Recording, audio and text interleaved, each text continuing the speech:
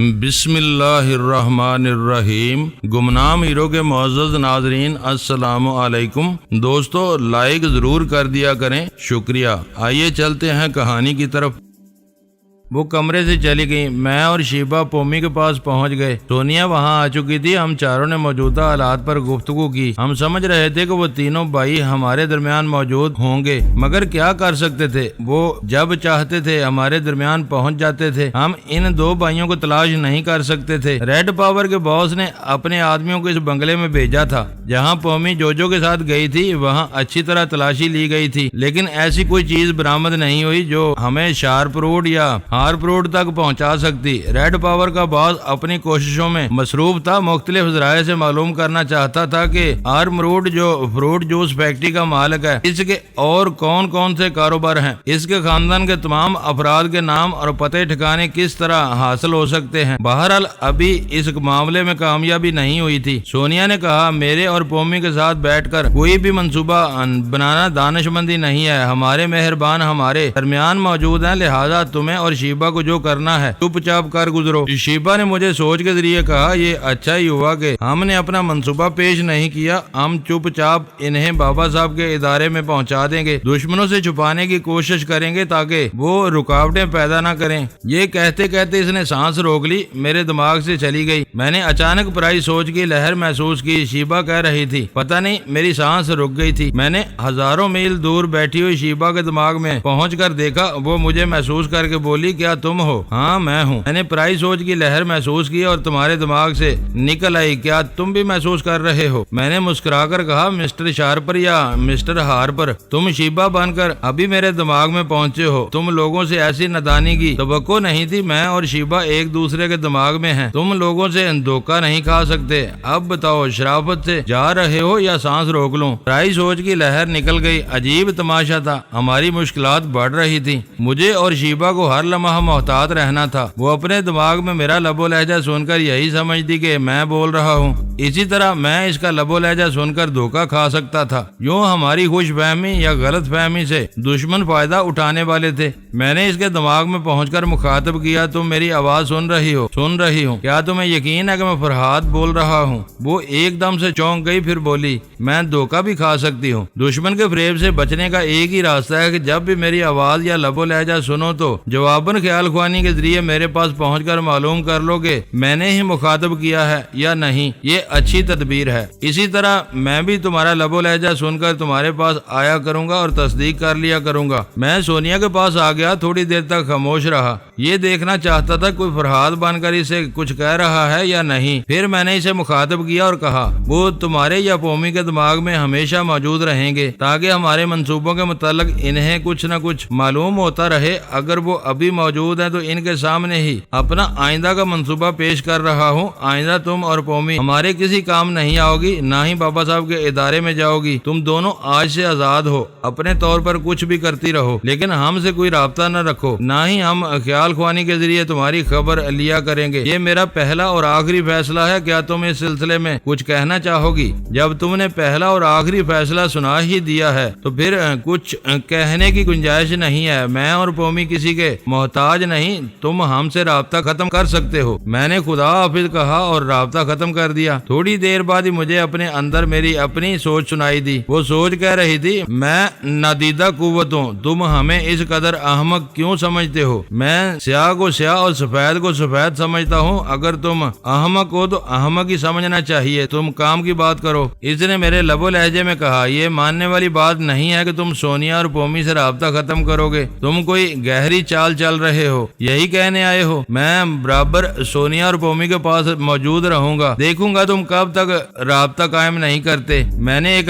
کہا لگایا، پھر چپ ہو گیا۔ میرے اس کہے نے اسے الجھا دیا۔ اگرچہ اس نے الجھن کا اظہار نہیں کیا، لیکن اس کی خاموشی بتا رہی تھی وہ سوچ میں پڑ گیا ہے۔ میں نے پوچھا، کیا میرے دماغ میں ہی رہ کر سوچتے رہو گے یا باہر جانے کی زحمت کرو گے؟ وہ فوراً چلا گیا۔ میں پھر سونیا کے پاس آ گیا۔ اس سے کہہ چکا تھا رابطہ قائم نہیں کروں گا، لہذا اسے مخاطب نہیں کیا، خاموشی اختیار کی، جس کے نتیجے میں میرا ہی لب و لہجہ سنائی دیا۔ وہ کہہ رہا تھا، سونیا میں فرحاد ہوں، چپ چاپ آیا ہوں، مجھے یقین ہے وہ نادیدہ قوت ابھی تمہارے دماغ میں نہیں ہے۔ سونیا نے پوچھا، تمہیں یقین کیسے ہو گیا؟ میں نے آخری فیصلہ سنانے کے بعد پہلے بہت دیر تک خاموشی اختیار کی تھی۔ میں جانتا تھا وہ موجود ہوگا تو ضرور جواباً کچھ کہے گا۔ اتنی لمبی باتیں نہ کرو فرحاد، ہو تو بتاؤ تم مجھ سے کس طرح محبت کا اظہار کرتے ہو؟ وہ ذرا گڑبڑایا، چپ ہوا۔ یقیناً اس کی سوچ کے ذریعے معلوم کر رہا ہوگا کہ فرحاد کس طرح محبت کا اظہار کرتا ہے۔ پھر اس نے کہا، بھائی محبت کے اظہار کے لیے کوئی مخصوص جملے تو نہیں ہوتے، دل جس موڈ میں ہوتا ہے زبان اسی موڈ میں گفتگو کرتی ہے۔ اتنا بتا دو کہ فرحاد تمام ساتھی عورتوں کے مقابلے میں مجھے کیا درجہ دیتا ہے۔ میں فرحاد ہوں اور اپنے دل کی بات اچھی طرح جانتا ہوں۔ میں نے اپنی تمام ساتھی عورتوں سے زیادہ اونچا مقام تمہیں دیا ہے۔ الو کے پٹھے میرے دماغ سے چلے جاؤ، تم فرحاد نہیں ہو۔ ایک دم سے خاموشی چھا گئی، شاید وہ چلا گیا تھا یا ڈیٹ بن کر وہیں موجود ہوگا۔ میں اپنی جگہ واپس آ گیا، مسکرانے لگا۔ حقیقت یہ تھی کہ سونیا نے کبھی اپنا مقام نہیں پوچھا، نہ ہی میں نے اسے بتایا تھا۔ اسے اپنے آپ پر بھرپور اعتماد تھا۔ وہ جانتی تھی فرحاد اول اس کا ہے، آخر اس کا ہے۔ پھر بابا فرید واسطی کی پیشن گوئی نے اس کے اعتماد کو اور زیادہ مستحکم کر دیا تھا۔ میں نے پومی کے پاس پہنچ کر دیکھا، وہاں پھر اپنا لب و لہجہ سنائی دیا۔ میرے پہنچتے ہی اس کی بات ختم ہو گئی تھی۔ اب پومی کہہ رہی تھی، فرحاد ابھی سونیا نے مجھ سے کہا تھا کہ تم ہم سے کسی طرح بھی رابطہ قائم نہیں کرو گے، پھر کیسے آ گئے؟ میرے لب و لہجے میں کہا گیا، وہ تو میں خیال خوانی کرنے والے دشمنوں کو فریب دینا چاہتا تھا۔ مجھے یقین ہے ان میں سے کوئی تمہارے دماغ میں نہیں ہے، اسی لیے چپ چاپ آ گیا ہوں۔ آئے ہو تو میری زبان سے گفتگو کرو تاکہ سونیا بھی سنتی رہے۔ میں جو کہنے آیا ہوں اس کا تعلق ہم دونوں سے ہے، سونیا کو ہمارے معاملات میں شریک نہ کرو۔ اس نے حیرانی سے پوچھا، تم کیا کہنا کیا چاہتے ہو؟ میں تم سے الگ نہیں رہ سکتا، تمہیں ہر حال میں اپنے پاس بلاؤں گا، اسی لیے سونیا کو یہاں سے ٹال کر اب اسے تمہارے پاس سے دوسری جگہ بھیج دوں گا، تم سیدھی میرے پاس چلی آؤ۔ وہ خوش ہو کر بولی، اوہ فرحاد تم مجھے کس قدر چاہتے ہو، یعنی سونیا سے زیادہ اہمیت دے رہے ہو، اسے ٹرکھا رہے ہو، مجھے بلا رہے ہو۔ مجھے خود کو دنیا کی سب سے خوش نصیب لڑکی سمجھ لینا چاہیے۔ تم نے مجھے فرش سے اٹھا کر عرش پر پہنچا دیا ہے، کیا میں اور خوشی کا اظہار کروں؟ اپنی خوشی کو محدود نہیں کرنا چاہیے۔ میں تمہیں وہ مقام دوں گا کہ دنیا سونیا کو بھول جائے گی۔ کیا تم نے ابھی سے دودھ پینا چھوڑا ہے؟ اس نے چونک کر پوچھا، کیا مطلب؟ گدھے کے بچے، تم فرحاد نہیں ہو، خواہ مخواہ میرا وقت ضائع کر رہے ہو۔ یک وہ میرے لب و لہجے میں جلا کر بولا، میں تمہیں ایسا دماغی جھٹکا پہنچاؤں گا کہ 14 طبق روشن ہو جائیں گے۔ تم دماغی اذیتیں پہنچا سکتے ہو مگر جان سے نہیں مار سکتے۔ تمہاری کمزوریاں بھی فرحاد اور شیبہ کے ہاتھ میں ہیں، تم فضول دھمکیاں دینے سے باز آ جاؤ۔ وہ چپ ہو گیا۔ پومی نے تھوڑی دیر انتظار کیا، پھر کہا، تمہارا کام یہی ہونا چاہیے، ایک وفادار کتا جس طرح گھر کے دروازے سے بندہ رہتا ہے، اپنے مالک کی طرف منہ اٹھا کر بھونکتا ہے، اسی طرح تم ہمارے دماغ کے دروازے سے بندے رہو۔ ہمارے طرف منہ اٹھا کر بھونکنا چاہو گے تو پہچان لیے جاؤ گے۔ اس کی بات ختم ہوتے ہی میں پوری طرح اس کے دماغ پر قابض ہو گیا۔ میں جانتا تھا وہ ایسی ذلت امیز گفتگو برداشت نہیں کرے گا۔ ٹیلی پیتھی جیسا ناقابل شکست ہتھیار اس کے ہاتھ میں آ گیا تھا، یقیناً پومی کو سزا دے گا، اور واقعی اس نے ایک زبردست دماغی جھٹکا پہنچانے کی کوشش کی تھی، لیکن میں اس کے دماغ پر پوری طرح حاوی تھا۔ وہ کسی طرح بھی وہاں پہنچ کر اذیت نہیں پہنچا سکتا تھا۔ میں ڈال بنا ہوا تھا، میں نے اسے بچا لیا، لیکن دوسرے ہی لمحے سونیا کی چیخ سنائی دی۔ وہ کرسی پر بیٹھی ہوئی تھی، یک بیک تڑپ کر پیچھے کی طرف الٹ گئی۔ اس نے دونوں ہاتھوں سے سر کو تھام لیا تھا اور تکلیف سے کرا رہی تھی۔ میں نے اس کے دماغ میں پہنچ کر کہا، بزدل میں تجھے صرف 5 سیکنڈ کی مہلت دیتا ہوں، اس کے بعد تجھے اپنے بھائی آرم روڈ اور اپنی بہن جوجو کی آخری چیخیں سنائی دیں گی۔ جواب میں سونیا کی کراہتی ہوئی سوچ نے کہا، میں نے سونیا کے اندر دوسری سونیا بول رہی ہوں، تم زیادہ سے زیادہ میرے 2 مہروں کو مار سکتے ہو، ان کا مجھے زیادہ دکھ ہوگا، لیکن میں تمہارے تمام اہم مہروں کو ختم کر سکتا ہوں۔ اس کے باوجود تمہیں ختم کرنے کے لیے شیبہ اور فرحاد زندہ رہیں گے۔ تنگ آمد بجنگ آمد کے مصداق میں بھی اب مارنے یا مرنے پر تل گیا ہوں۔ مجھے بھی اپنے ساتھیوں کے ختم ہونے کا دکھ ضرور پہنچے گا، لیکن میں تم سب کو کتوں کی موت مار دوں گا، کیونکہ تمہاری وجہ سے سونیا ایک بار چیخنے پر مجبور ہو گئی، لہٰذا اس کے جواب میں اپنے بھائی آرم روڈ کی چیخ سنو، فوراً وہاں پہنچو۔ دوسرے ہی لمحے آرم روڈ نے ایک فلک شگاف چیخ ماری، پھر فرش پر گر کر تڑپنے لگا۔ میں نے اسی کے دماغ میں رہ کر پوچھا، اگر تم اپنے بھائی کو بچانے آئے ہو تو دیر ہو گئی، جوجو کو بچانے میں دیر نہ کرنا، وہاں پہنچو۔ میں ذرا دیر سے جوجو کے پاس پہنچا، پھر کہا، میں نے جان بوجھ کر تاخیر کیا تاکہ اس معصوم کو میری ذات سے تکلیف نہ پہنچے اور تم اس کی نگرانی کے لیے چلے آؤ۔ اب تم دونوں میں سے ایک جوجو کے پاس رہے گا اور دوسرا آرم روڈ کے پاس۔ اگر کسی نے ان کے دماغ سے نکل کر ہمارے ساتھیوں کے پاس آنے کی کوشش کی تو ہم ایک دوسرے پر اسی طرح جوابی حملے کرتے رہیں گے، ایک دوسرے کو نقصان پہنچاتے رہیں گے، فائدہ کسی کو حاصل نہیں ہوگا۔ اب میں باقی باتیں آرم روڈ کے دماغ میں پہنچ کر کروں گا، وہاں چلے آؤ۔ میں نے آرم روڈ کے پاس پہنچ کر کہا، تم لوگ اسرائیل میں ایک زبردست بازی شروع کر رہے ہو اور اسے ربی اسفندیار کے ذریعے کھیلتے رہو گے، کیا میں اس بازی کے آغاز میں ہی ربی کو ختم کر دوں؟ دوسری طرف سے آرم روڈ نے کہا، نہیں نہیں، تم ایسا نہیں کر سکتے، اپنے بھائیوں سے کہو میری تمام ساتھی عورتوں سے دور رہیں، میں ان سے کہہ دوں گا وہ پومی، سونیا، آلا بی بی وغیرہ کو نقصان نہیں پہنچائیں گے، مردوں کی طرح مقابلہ کرو، میں وعدہ کرتا ہوں جو آرم روڈ اور ربی اسفندیار کو براہ راست چھیڑے بغیر تم لوگوں کے خلاف جوابی کارروائیاں کرتا رہوں گا۔ آرم روڈ نے کہا، ہم بھی وعدہ کرتے ہیں تمہاری ساتھی عورتوں کو چھیڑے بغیر تمہارے خلاف ضروری اقدامات کرتے رہیں گے، لیکن تم یہ نہ سمجھنا کہ ہم اپنے وعدے پر اس وقت بھی قائم رہیں گے جب مجھے یا جوجو یا ربی اسفندیار کو نقصان پہنچے گا۔ تم یہی باتیں میری طرف سے بھی نوٹ کر لو۔ میں نے سونیا کے پاس آ کر کہا، میں فرحاد بول رہا ہوں، میں نے دشمنوں سے کچھ معاملات طے کیے ہیں۔ وہ میری بات کاٹ کر بولی، میں کیسے یقین کروں تم فرحاد ہو؟ یقین کرنا ضروری نہیں ہے، میں اتنا سمجھانے آیا ہوں کہ فکر اور پریشانیوں کو دماغ سے نکال دو، آرام سے سونے کی کوشش کرو۔ کیا تمہارا دماغ چل گیا ہے؟ ابھی تو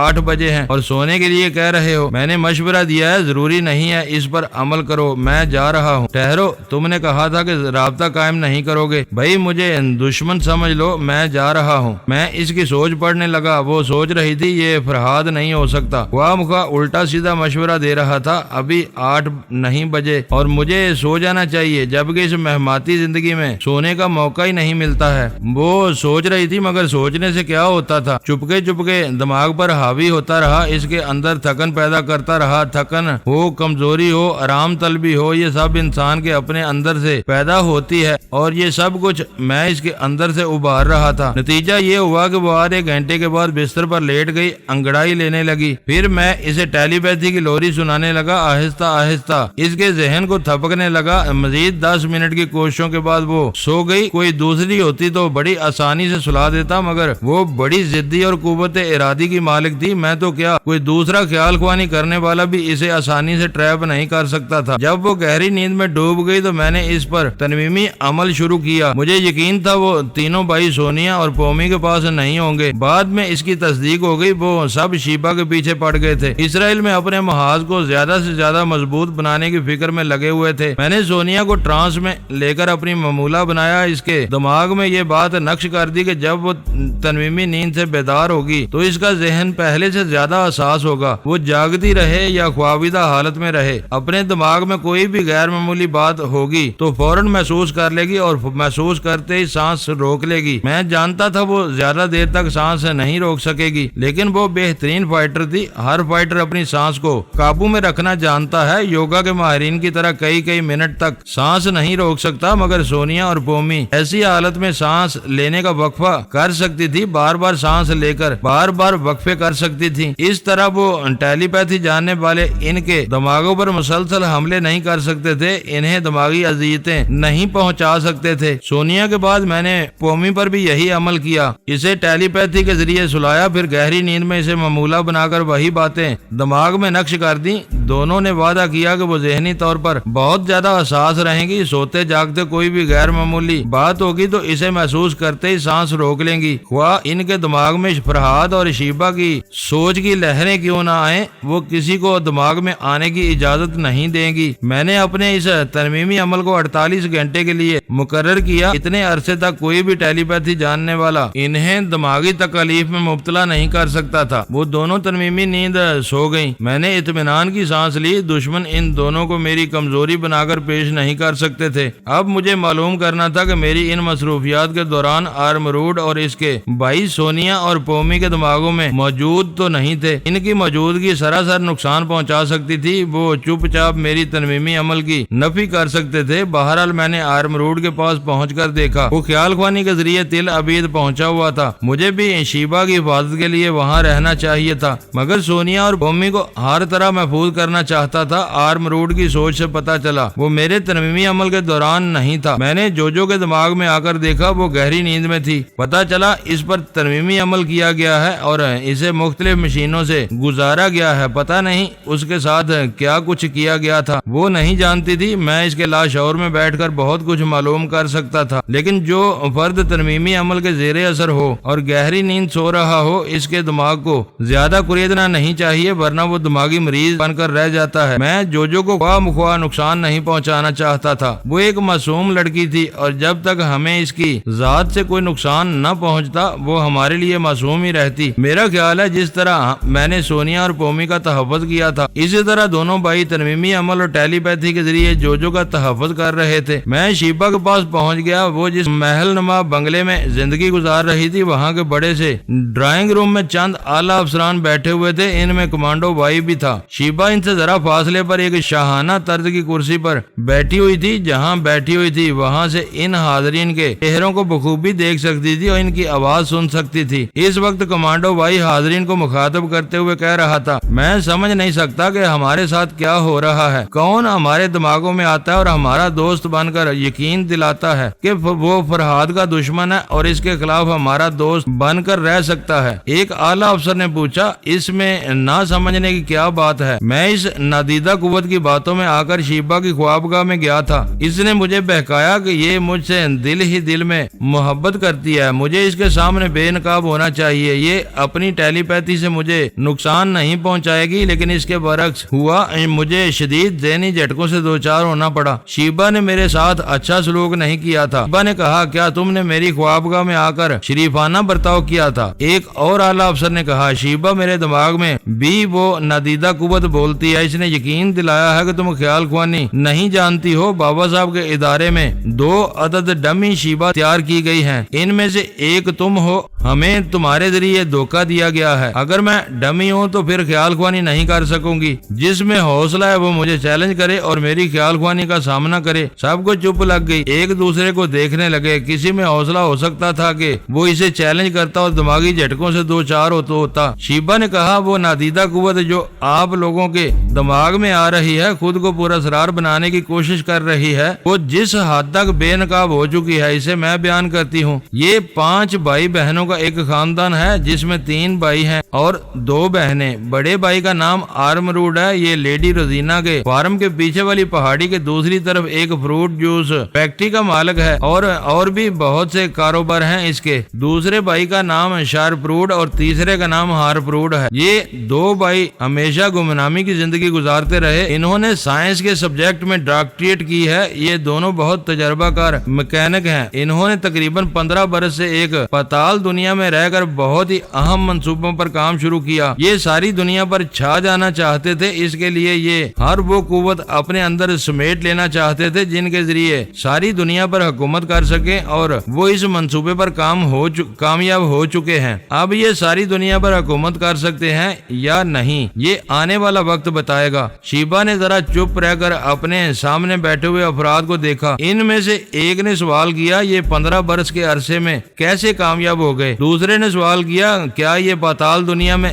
رہ کر ٹیلی پیتھی کا علم حاصل کر رہے تھے؟ شیبہ نے انکار میں سر ہلا کر کہا، انہوں نے اتنی آسانی سے ٹیلی پیتھی کا علم حاصل کیا ہے کہ دنیا حیران رہ جائے گی۔ انہوں نے ایک ٹرانسفارمر سسٹم کی مشین ایجاد کی ہے۔ اس مشین سے 2 افراد کو منسلک کیا جاتا ہے، ایک فرد جو بے مثال سائنسدان ہے، اس کی تمام سائنسی صلاحیتیں اس مشین سے گزر کر دوسرے فرد کے دماغ میں منتقل ہو جاتی ہیں، یعنی وہ سائنسدان جس کا کوئی ثانی نہیں ہوتا، وہ مشین اس کا ایک اور ثانی پیدا کر دیتی ہے۔ کئی افسروں نے اسے بے یقینی سے دیکھا، انکار میں سر ہلایا اور کئی نے زبان سے کہا، او نو، یہ ممکن نہیں ہے، کیا ایسی مشین ایجاد ہو سکتی ہے؟ ہو چکی ہے۔ انہوں نے اس مشین سے فرحاد علی تیمور کو منسلک کیا تھا، دوسری طرف آرم روڈ کو منسلک کیا گیا تھا۔ پھر فرحاد علی تیمور کی ٹیلی پیتھی کی صلاحیتیں اس مشین سے گزر کر آرم روڈ کے دماغ میں ٹرانسفر ہو گئی تھی۔ سب کے منہ حیرت سے کھل گئے تھے۔ اس نے کہا، اگرچہ تینوں بھائیوں نے ہم سے دشمنی کی ہے، مگر ہم ان کی صلاحیتوں کو مانتے ہیں۔ ہم کیا ساری دنیا تسلیم کرے گی اور اس مشین کو حاصل کرنے، اس کے فارمولے اور پروسیسنگ کو समझने की कोशिश करेगी। बेशक इन्होंने बहुत बड़ा कारनामा सर अंजाम दिया है। अगर ये मशीन आम होगी और टेलीपैथी की क्लासों में पहुंच गई तो जवानों, बूढ़ों और बच्चों के दिमागों में इस इल्म को बआसानी मुंतकिल किया जा सकेगा। एक ने कहा ये ऐसी बात है जिसे अकल तस्लीम नहीं करती। दूसरे ने इसकी तस्दीक की, जिसे अकल तस्लीम नहीं करती इसे ही साइंसदान तस्लीम कराते हैं। सारी दुनिया में ऐसी बेशुमार मिसालें हैं जिन्हें अकल तस्लीम नहीं करती थी, बाद में तस्लीम करने लगी। शीबा ने कहा इसके लिए तीनों भाइयों की मिसालें काफी हैं। इस वक्त भी वो ख्याल ख्वानी के जरिए तुम सब के दिमागों में मौजूद हैं। हाँ, हम मौजूद हैं। ये बात एक आला अफसर ने कही। दूसरे सोफे पर बैठे हुए एक अफसर ने कहा हाँ हम मौजूद हैं। तीसरी जानब बैठे हुए एक और अफसर ने कहा हाँ हम मौजूद हैं। इस तरह तीनों भाइयों ने तीन अफसरान की शख्सियत और इनका लबो लहजा इख्तियार करके अपनी मौजूदगी का इकरार कर लिया। फिर एक ने कहा हम ख्याल ख्वानी के जरिए दिल और दिमाग में छुपी हुई बातों को बाहर निकाल लाते हैं। शीबा तुम तस्लीम करो कि एक डमी हो। अभी तुम्हारे अंदर टेलीपैथी जानने वाली शीबा मौजूद है और वो तुम्हारी तरफ से बोल रही है। मेरे तस्लीम करने या ना करने से कुछ नहीं होता, तुम साबित कर दो,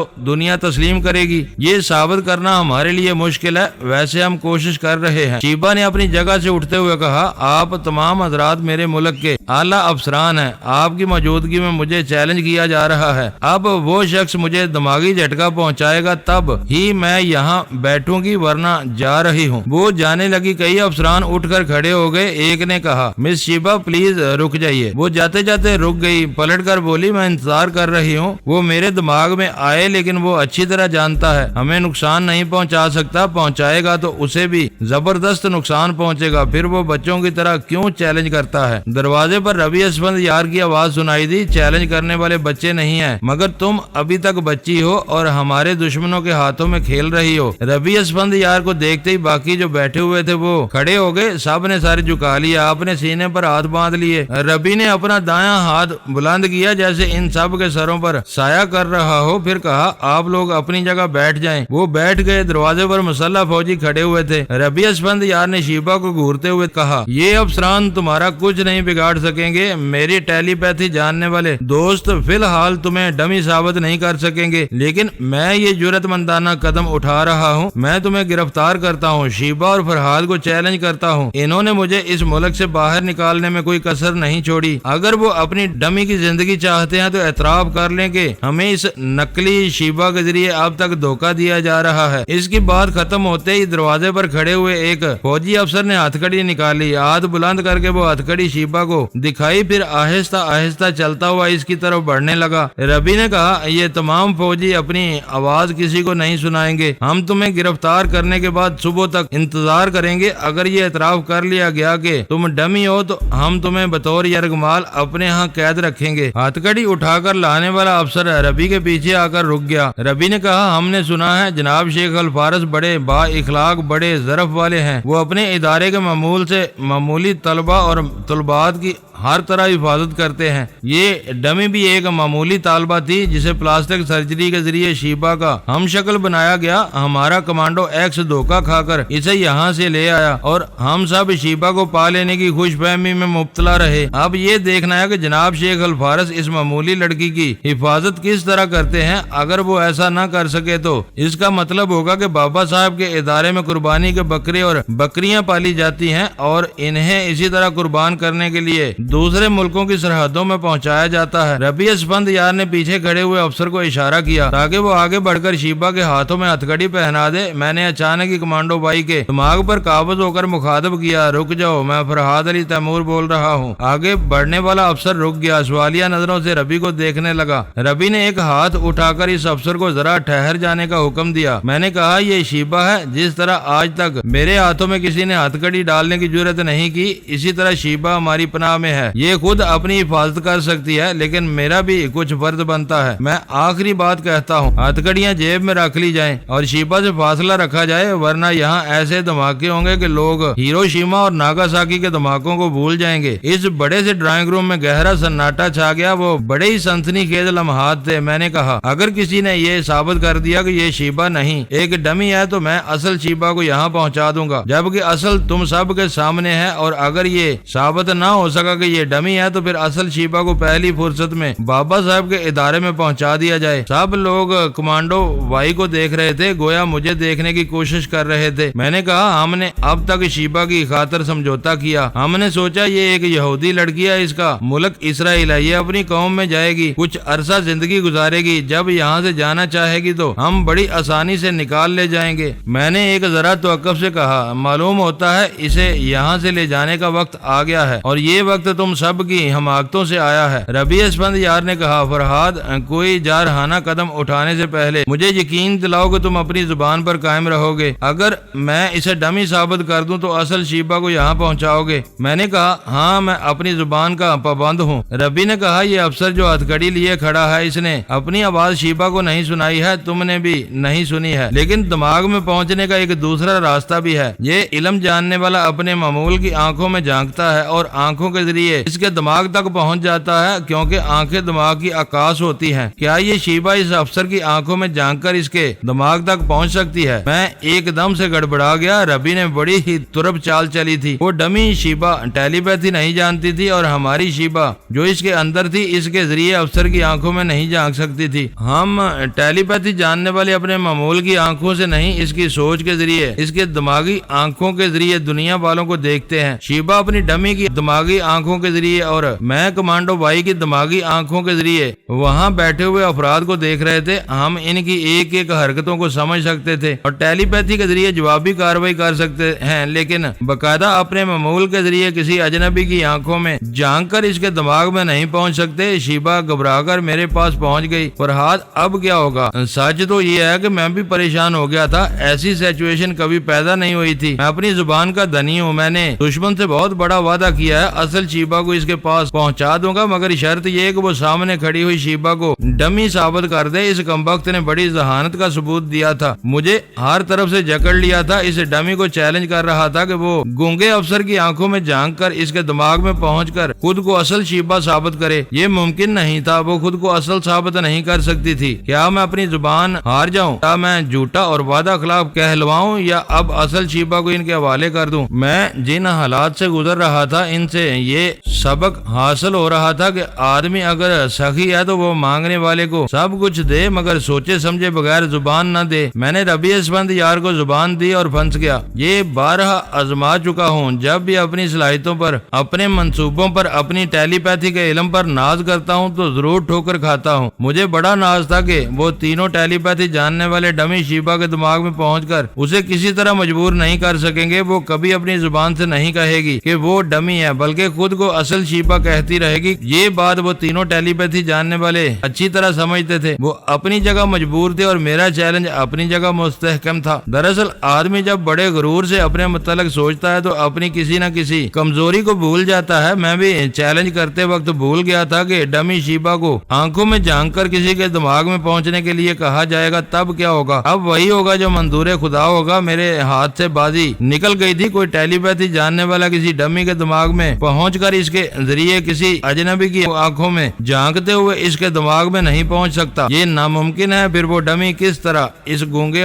فوجی افسر کے دماغ تک پہنچ سکتی تھی؟ کبھی نہیں پہنچ سکتی تھی۔ اس کا نتیجہ صاف ظاہر تھا، میں نے زبان دی تھی اگر اسے ڈمی ثابت کر دیا گیا تو اصل شیبہ اسرائیلی حکام کے حوالے کر دوں گا، اور اب مجھے یہی کرنا تھا۔ کیا میں بازی ہار جاؤں؟ شیبہ کوئی معمولی لڑکی تو نہیں تھی، وہ ٹیلی پیتھی جاننے والی ایک اہم ساتھی تھی، اور ہم بابا صاحب کے ادارے سے تعلق رکھنے والے کسی ایک طالب علم یا ایک طالبہ کو بھی دشمن کے حوالے کرنا گوارا نہیں کر سکتے تھے۔ پھر میں شیبہ کو کس طرح ان کے حوالے کر سکتا تھا؟ ان کے حوالے نہ کرنے کا مطلب یہ ہے کہ میں جھوٹا ہوں اور وعدہ خلاف ہوں، میں مسلمان ہوں مگر زبان ہار جاتا ہوں۔ کیا میں اتنی بڑی بدنامی اپنے سر لے لوں؟ آدمی کو ہارنے سے پہلے اپنی آخری طاقت کو استعمال کرنا چاہیے، ہتھیار ڈالنے سے پہلے اپنی آخری غیرت سے کام لینا چاہیے۔ میں نے آخری بار کوشش کی، کمانڈو بائی کے دماغ کی تہ میں پہنچ کر معلوم کیا کیا وہ اس فوجی افسر کو ذاتی طور پر جانتا ہے۔ چونکہ کمانڈو بائی بھی اسرائیلی فوج کے ایک اہم شعبے سے تعلق رکھتا تھا، اس لیے وہ افسر کو ضرور جانتا ہوگا، ضرور اس سے مل چکا ہوگا، لیکن یہ میری بدنصیبی تھی کہ وہ اسے نہیں جانتا تھا۔ ایسے وقت میں یہ بھول گیا تھا کہ کسی بھی ملک کی فوج میں کمانڈوز کا الگ شعبہ ہوتا ہے اور وہ دوسرے فوجیوں سے کبھی ملاقات نہیں کرتے، ایک محدود اور پر اسرار زندگی گزارتے ہیں۔ میں نے ہمت نہیں ہاری، وہاں سے خیال خیال خوانی کی چھلانگ لگائی اور مروڑ کے دماغ میں پہنچا۔ میں نے سوچا تھا جب یہ تینوں بھائی ربی اسفند یار سے مل کر سازش کر رہے ہیں تو انہوں نے ربی کے ذریعے اس فوجی افسر کی آواز ضرور سنی ہوگی۔ اسی وقت ربی نے فاتحانہ انداز میں تمام افسران کو دیکھتے ہوئے کمانڈو بھائی سے پوچھا، کیوں مسٹر فرہاد آپ خاموش کیوں ہو؟ کیوں شیبہ تم اس افسر کی آنکھوں میں جھانک کر اس کے دماغ میں نہیں پہنچ سکتی؟ میں اسی لمحے کمانڈو بھائی کے دماغ سے نکل کر ڈمی شیبہ کے دماغ میں پہنچ گیا، پھر اس کی زبان سے کہا، بے شک میں اس کی آنکھوں میں جھانک کر اس کے دماغ تک پہنچ سکتی ہوں۔ ربی کی پیشانی پر شکنیں پڑ گئیں، اس نے بے یقینی سے شیبہ کو دیکھا، پھر کہا، اگر ایسا کر سکو تو ہم یہ تماشا ضرور دیکھیں گے۔ شیبہ نے میری مرضی کے مطابق کہا، میں اس افسر کی آنکھوں میں جھانک کر اس کے دماغ میں پہنچ کر اسے بولنے پر مجبور کروں گی، لیکن اس بات کی کیا ضمانت ہے کہ میری کامیابی کو دیکھ کر ربی اور ان کے ٹیلی پیتھی جاننے والے ساتھی کوئی سازش نہیں کریں گے، کوئی مکاری نہیں دکھائیں گے؟ ربی اسفند یار نے کہا، ادھر سے ادھر جاتے ہوئے افسران پر سرسری نظر ڈالتے ہوئے کہا، بھلا ہمیں کیا ضرورت پڑی ہے کہ مکاری دکھائیں یا ان کے خلاف سازش کریں؟ ہم تو اپنی شیبہ کو چاہتے ہیں اور یہاں اصل اور نقل کی تمیز کرنا چاہتے ہیں۔ بس یہ ثابت کر دے کہ اصل ہے، پھر ہم اسے سر آنکھوں پر بٹھائیں گے۔ میں ڈمی کے دماغ پر پوری طرح قابض ہو گیا تھا، وہاں اصل شیبہ بھی موجود تھی۔ اس نے آہستگی سے پوچھا، فرہاد تم کیا کرنے جا رہے ہو؟ چپ چاپ دیکھتی جاؤ، میں تھوڑی سی مہلت حاصل کرنے کے لیے ایک چال چل رہا ہوں، اس کے بعد اسے اصل شیبہ ثابت کر دوں گا۔ وہ بیچاری میری زیر اثر رہ کر آہستہ آہستہ چلتے ہوئے اس فوجی افسر کے سامنے پہنچ گئی۔ وہ آنکھیں پھاڑ پھاڑ کر دیکھ رہا تھا۔ ڈمی نے میری مرضی کے مطابق کہا، اس طرح الو کی طرح دیدے پھاڑ کر نہ دیکھو، اپنی آنکھوں میں نرمی پیدا کرو اور میری آنکھوں میں جھانکتے رہو۔ اس نے اس کی ہدایت پر عمل کیا اور آنکھوں میں جھانکنے لگا۔ تمام حاضرین بڑی توجہ سے شیبہ کو دیکھ رہے تھے۔ ربی کو یقین تھا کہ یہ خود کو اصلی ثابت نہیں کر سکے گی۔ وہ مسکرا رہا تھا، پھر اچانک ہی وہ ہوا جس کی وہ توقع نہیں کر سکتے تھے۔ یک بار کی ڈمی شیبہ نے فلک شگاف چیخ ماری، اس کے بعد لڑکھڑاتے ہوئے پیچھے آ کر شاہانہ طرز کی کرسی پر گر پڑی۔ صرف گرنے پر ہی بس نہیں کیا، وہاں سے لڑکتی ہوئی فرش پر آئی، دونوں ہاتھوں سے سر کو تھام رکھا تھا اور انکار کے انداز میں سر کو ہلاتے ہوئے کہہ رہی تھی، نہیں نہیں، یہ سازش ہے، یہ مکاری ہے۔ ربی اسفند یار، میں نے تمہارے جیسا مکار آج تک نہیں دیکھا۔ تمہارے وہ تینوں ٹیلی پیتھی جاننے والے یہ ثابت کرنا چاہتے ہیں کہ میں ڈمی ہوں۔ ابھی ان میں سے ایک نے میرے دماغ کو شدید دھچکا پہنچایا ہے۔ اوہ گاڈ، یہ میرے ساتھ کیا ہو رہا ہے؟ دوستو ویڈیو کو لائک ضرور کر دیا کریں۔ ISI پاک آرمی زندہ باد، پاکستان پائندہ باد۔ معزز ناظرین، اپنا خیال رکھیے گا اور اپنے اس چینل کا بھی شکریہ۔